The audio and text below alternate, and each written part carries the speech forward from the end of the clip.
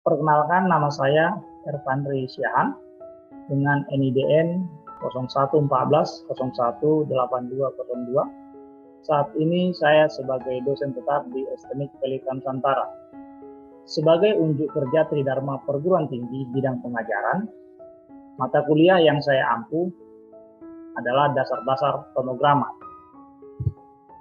Deskripsi daripada mata kuliah dasar-dasar pemrograman ini adalah mata kuliah ini memberikan pengalaman belajar kepada mahasiswa tentang bagaimana menganalisis dan merepresentasikan persoalan ke dalam bahasa pemrograman prosedural atau Pascal berdasar prinsip modularitas, meliputi merepresentasikan masalah dengan algoritma dan flowchart, struktur program, statement sederhana, kondisional, pengulangan atau loop, prinsip modularitas dengan prosedur dan function, serta pemanfaatan array dan record untuk menyelesaikan kasus.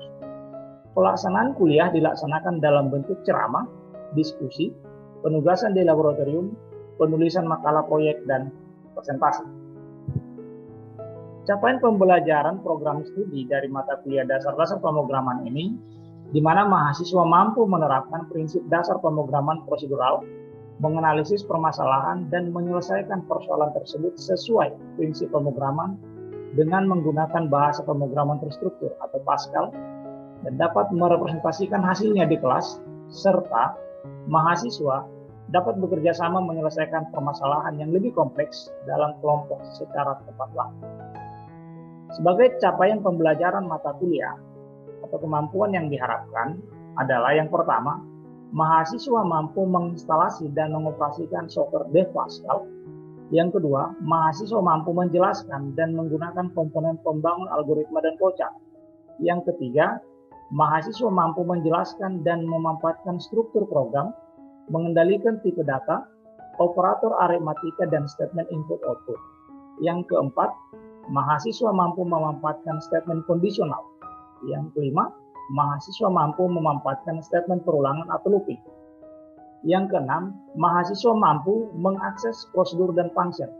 Yang ketujuh, mahasiswa mampu mengakses larik atau array.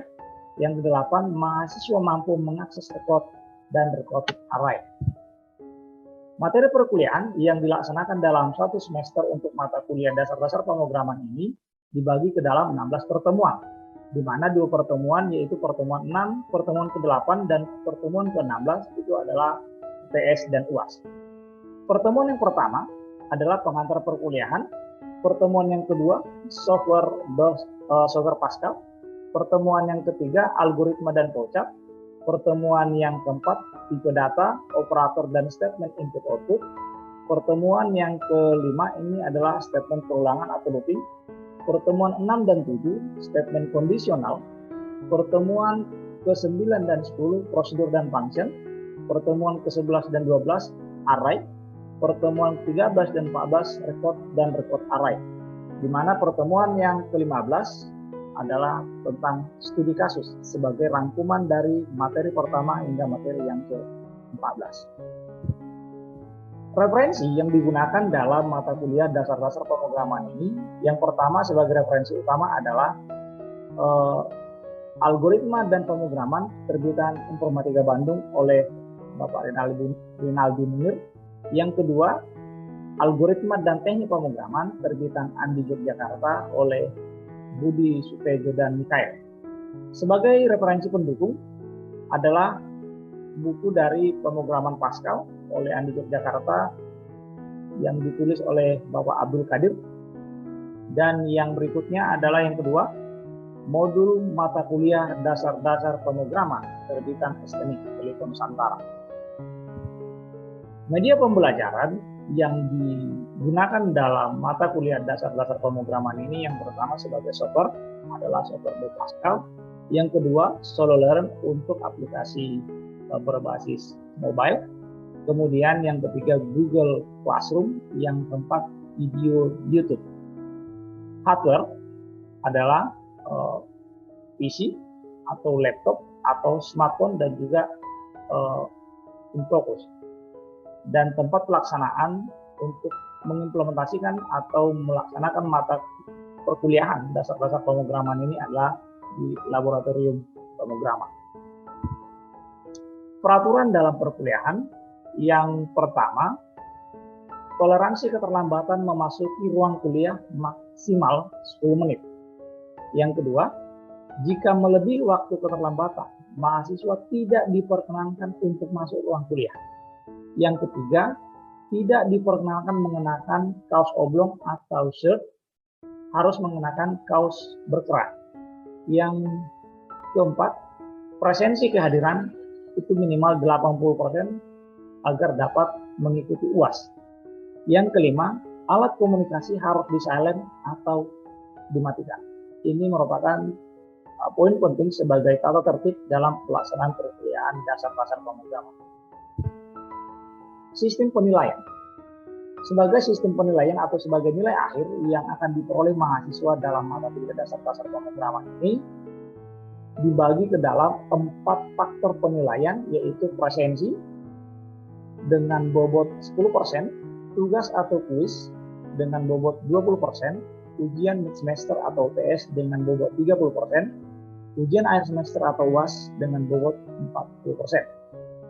Di mana sebagai rubrik nilai di dalam mata kuliah dasar-dasar pemrograman ini adalah dengan skor 80 jika mengerjakan seluruh soal dan ketepatan jawaban itu lebih besar atau sama dengan 80% dari jumlah soal yang diberikan. Skor 70 jika mengerjakan seluruh soal dan ketepatan jawaban lebih besar sama dengan 60%. Skor 60 jika mengerjakan seluruh soal dan ketepatan jawaban lebih besar sama dengan 50%, dan skor 50 akan diberikan jika mengerjakan seluruh soal dan ketepatan jawaban kurang dari 49%, dan skor 0 akan diberikan jika tidak mengerjakan soal. Sebagai nilai akhir dari masing-masing bobot yang diperoleh atau nilai yang diperoleh akan dikonversi menjadi sebuah grade nilai. Jika nilai akhirnya lebih besar sama dengan 80, maka akan mendapat grade A dengan hasil sangat baik. Lebih besar sama dengan 70, grade B dengan hasil baik. Lebih besar sama dengan 60, grade C dengan hasil cukup. Lebih besar sama dengan 50 dengan grade B kurang, dan jika kurang dari 50 maka grade E atau bisa dikatakan hasilnya gagal. Teknik pengajaran di dalam mata kuliah dasar-dasar pemrograman ini adalah dengan DIE atau Delivery, Interaction, dan Assessment, di mana pelaksanaan atau teknik yang diberikan dengan delivery adalah yang pertama membuka perkuliahan, yang kedua menjelaskan capaian materi pembelajaran, yang ketiga menyampaikan materi pembelajaran, yang keempat membuat kesimpulan atas materi pembelajaran yang sudah dilaksanakan, dan yang kelima menutup perkuliahan. Sebagai interaksi, yang pertama adalah memberikan salam pembuka, yang kedua berdoa sebelum memulai perkuliahan, yang ketiga ice breaking atau memberikan motivasi kepada mahasiswa, yang keempat presensi kehadiran, yang kelima memberikan kesempatan kepada mahasiswa untuk bertanya atau bertanya langsung kepada mahasiswa, yang keenam sesi diskusi atau tanya jawab, dan yang ketujuh salam penutup. Sebagai teknik yang berikutnya, assessment adalah memberikan non-test. Non-test ini adalah sebuah pertanyaan-pertanyaan yang tidak tertulis yang langsung dilontarkan kepada mahasiswa, sehingga nanti akan menjadi poin penilaian terhadap mahasiswa yang aktif di dalam mengikuti atau memahami materi perkuliahan yang disampaikan. Yang kedua, bentuk tes atau kuis ini secara tertulis dan membutuhkan waktu yang sangat singkat. Yang ketiga, UTS dan UAS ini merupakan model assessment yang dilaksanakan yang sudah secara terstruktur, yaitu di pertemuan ke-8 dan pertemuan yang ke-16. Datang dan selamat malam buat kita semua, salam sehat. Kita akan melanjutkan perkuliahan kita di dalam materi kuliah dasar-dasar pemrograman pada sore hari ini. Semoga kita dalam keadaan sehat, berdoa menurut agama dan kepercayaan kita masing-masing. Doa selesai.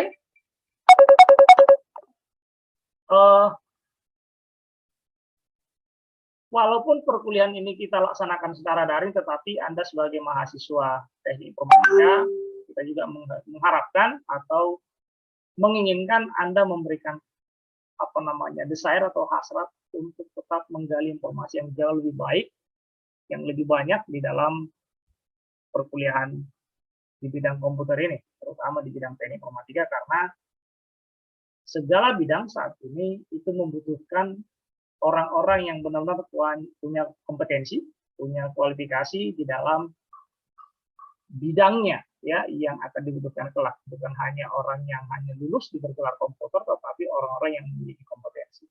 Ya, salah satu kompetensi di bidang komputer itu yang benar diinginkan oleh perusahaan atau industri seperti itu adalah orang yang memahami pemahaman di bidang komputer, yaitu di bidang dasar-dasar pemrograman. Nah, di sini saya akan menjelaskan sedikit mengenai pertemuan kita yang kelanjutan dari minggu-minggu yang lalu. Topik yang akan kita bahas pada pertemuan kali ini adalah mengenai pengulangan, ya. Ini adalah topik kita di dalam pertemuan yang ke-5 ini, yaitu pengulangan. Nah, sebelum kita bahas, pengulangan itu bedanya pengulangan dengan komputer dengan manusia itu seperti ini. Kalau umpamanya si Ivan Lius misalnya seperti ini, Anda disuruh mengerjakan sesuatu hal yang berulang-ulang, hari ini itu aja, hari ini A, B mengerjakan A lagi, hari berikutnya mengerjakan A lagi, dan seterusnya mengerjakan hal yang serupa. Apa kira-kira yang muncul dalam benak Ivan Lius? Saya rasa itu membosankan juga, Pak. Ya, betul. Hanya kata bosan. Ya, itulah bedanya perbedaan antara tindakan manusia dengan komputer. Jika manusia diberikan pekerjaan yang melulu itu saja, maka akan muncul sebuah stigma atau tanggapan atau pendapat bosan. Tetapi kalau komputer tidak, itulah bedanya, makanya diciptakan sebuah statement atau sebuah algoritma di dalam komputer itu, dalam pemrograman itu namanya pengulangan, yaitu mengerjakan sesuatu hal yang akan berulang. Nah, di sini akan kita lihat atau capaian pembelajaran yang kita inginkan dalam konsep pengulangan ini. Mahasiswa diharapkan mampu mengimplementasikan perulangan pada pemrograman, sehingga Anda nanti mampu mengimplementasikan pengulangan dalam pemrograman. Ya, itu capaian pembelajaran. Nah, yang berikutnya kita lihat di sini, kelebihan komputer dibandingkan manusia adalah kemampuan untuk melaksanakan suatu instruksi berulang, ya, berulang kali tanpa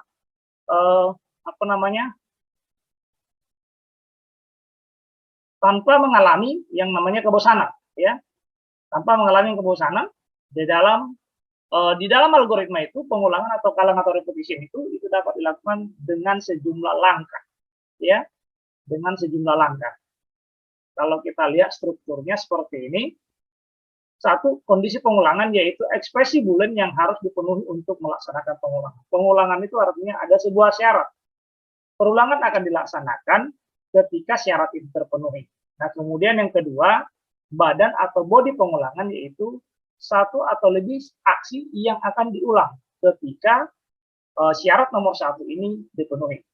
Nah, di dalam pengulangan dalam bidang komputer atau dalam bidang pemrograman itu ada 3 jenis. Ada 3 jenis pengulangan di dalam pemrograman. Yang hal ini kita pelajari dalam dasar-dasar pemrograman. Yang pertama adalah struktur while do. Ya, yang pertama. Yang kedua adalah struktur repeat until. Yang ketiga adalah struktur for to do. Nah, ini adalah subtopik atau submateri yang kita bahas dalam pertemuan pengulangan ini atau dalam looping ini.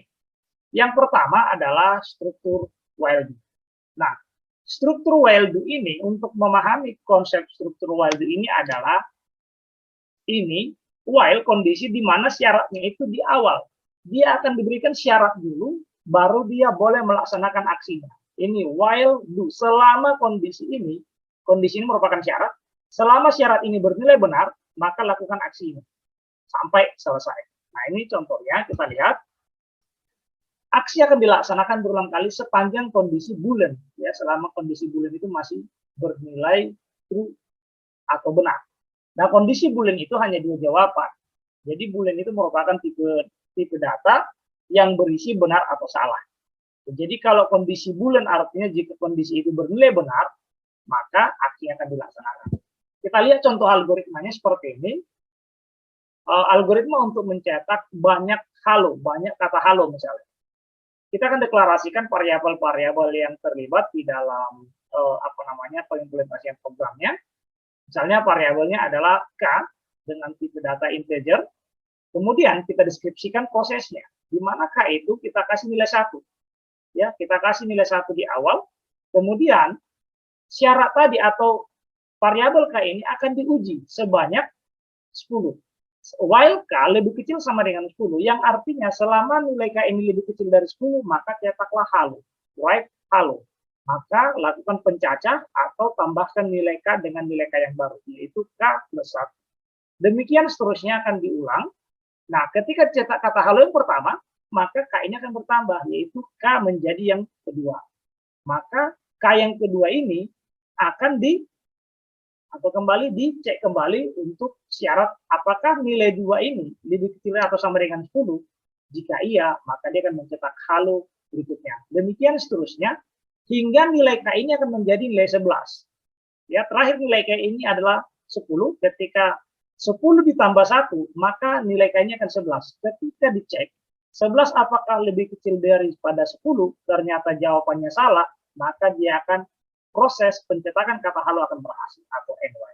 Inilah salah satu contoh pengulangan dengan syarat di atas, ya. Sehingga kalau umpamanya program ini kita implementasikan dalam bahasa Pascal, maka demikian struktur programnya, ya. Ketika kita bisa memahami algoritmanya, maka akan lebih mudah kita akan menerjemahkannya ke dalam bahasa pemrograman Pascal. Ketika ini program ini kita ketikkan, maka hasilnya akan muncul seperti ini. Nah, yang kedua adalah repeat until. Nah, repeat until ini adalah kebalikan daripada while do. Kalau tadi while do syaratnya itu di depan. Kalau repeat until syaratnya itu di akhir. Nah, jadi perbedaannya adalah repeat until dia tidak melihat syarat dulu, tapi dia akan berproses dulu sekali. Dia akan melakukan prosesnya sekali, baru dia membaca syaratnya. Nah, kita lihat di sini. Aksi di dalam kalang itu diulang sampai kondisi berhenti, ya, di mana syaratnya itu bernilai true. Nah, struktur repeat until itu memiliki makna sama dengan while do. Namun, perlu Anda perhatikan di sini, namun ada perbedaan mendasar di antara keduanya. Pada struktur repeat until, aksi atau sekumpulan aksi itu dilaksanakan minimal 1 kali karena kondisi pengulangan diperiksa di akhir. Yang saya katakan tadi, dia pasti melakukan minimal 1 kali aksi, baru dia akan memeriksa syaratnya di akhir struktur. Sedangkan perbedaan yang kedua dengan perbedaan dengan struktur while do, kondisi pengulangan itu diperiksa pada awal struktur, sehingga memungkinkan pengulangan tidak akan pernah dilaksanakan bila kondisi pengulangan itu bernilai salah. Nah, sekarang saya kasih ilustrasi seperti ini. Misal nih, si Widya Putri sama si Melia, ya, nggak ada apa-apa, nggak ada hujan, nggak ada badai, tiba-tiba si Widya memukul si Melia. Itu bukan pukulan yang ibaratnya bercanda, tetapi pukulan benar-benar serius, ya kan? Si Melia kesakitan, dipukul kuat oleh si Widya Putri. Kemudian setelah dipukul, dia bertanya, apakah saya memukul salah? Anda udah kesakitan ini, tidak ada kondisi apapun, tidak ada kesalahan apapun, tiba-tiba Anda dipukul seperti itu. Paham ya? Ternyata itu adalah tindakan yang salah. Kalau kita melihat itu dari kondisi repeat until, maka itu benar. Dia melakukan tindakannya dulu, baru dia memeriksa di awal. Lah, kamu kenapa mukul saya? Nggak ada salah saya, nggak ada apa segala macam, tiba-tiba mukul. Berarti kan salah. Kalau tadi repeat until, kalau tadi while do, dia akan bertanya di awal. Kalau saya memukul kamu, apakah salah? Salah, ya kan? Maka dia tidak akan memukul. Tetapi kalau repeat until, dia mukul dulu sekali minimal, baru dia bertanya. Itulah perbedaannya. Jadi kalau while do tadi syaratnya di awal, repeat until syaratnya di akhir. Nah, kita lihat di sini, apakah output yang dia berikan while do dengan repeat until ini sama? Ya sama. Hanya syarat proses untuk mencapai pengulangan itu yang berbeda. Nah, kita lihat di sini. Dia dengan contoh yang sama ya, dengan while do ya, dia akan melakukan pencetakan kata halo misalnya seperti ini. Algoritma yang kita gunakan sama seperti algoritma while do. Deklarasi K dengan tipe data integer, kemudian kita kasih variabel K, kita kasih nilai 1 seperti itu. Kemudian kita lakukan proses pengulangan yaitu repeat. Repeat write halo. K nilai K ditambah dengan K saat ini tambah dengan 1. Anda perhatikan di sini, syaratnya ini di bawah. Ya, syaratnya di bawah yaitu until K lebih besar sama dengan 10. Ini syaratnya yang di bawah ini. Pengulangan di sini, maka dia akan mencetak kata halo 1 kali dulu, baru K ini ditambah dengan K yang kedua. Ya kan? Jadi K ini akan berubah menjadi K yang kedua. Kemudian dicek, until K lebih besar sama dengan 10. Apakah K lebih besar sama dengan 10? Ternyata tidak. Ya kan? Yang artinya di sini, dia sudah melakukan pencetakan kata halo 1 kali, tetapi syaratnya di akhir menjadi salah. Ini dia, halo. Ya, dia akan melakukan pengecekan syarat itu di akhir daripada itu berbeda dengan halo. Bisa ya? Nah, sampai di sini bisa dipahami ya perbedaan antara proses while do dengan repeat until dalam proses pengulangan. Nah, kalau kita lihat di sini, kapan kita menggunakan while do atau repeat until itu adalah tergantung case atau permasalahan yang akan kita selesaikan. Misalnya di sini, ada sebuah kasus, kasusnya adalah dengan proses penjumlahan sebuah bilangan. Ya, contohnya kita lihat perbandingan, misalkan kita ingin menulis algoritma yang menghitung jumlah sekumpulan bilangan bulat positif yang dibaca dari papan kunci. Namun, banyak bilangan tidak diketahui sebelumnya. Kita akan terus membaca dan menjumlahkan bilangan-bilangan itu sampai bilangan minus 99 dibaca dari papan kunci. Yang artinya, bilangan minus 99 akan diinterpretasikan sebagai kriteria berhenti pengulangan dan tidak akan dimasukkan dalam penjumlahan. Artinya, angka minus 99 itu tidak dibaca, alias itu merupakan sebuah tanda bahwa proses berhenti.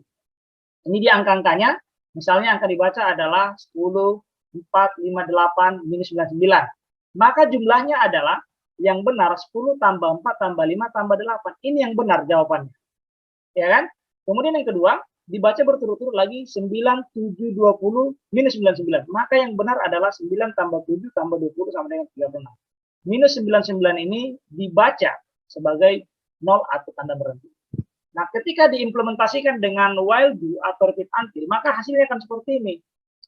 Ketika menggunakan repeat until, ya kita buat sebuah deklarasi algoritmanya, sebuah bilangan dan jumlah dengan tipe data integer, maka nilai jumlah ini di awal 0, kemudian kita repeat, kita akan melakukan proses pengulangan, kemudian membaca bilangan, kemudian nilai bilangan atau nilai jumlah saat ini dengan jumlah saat ini tambah dengan bilangan.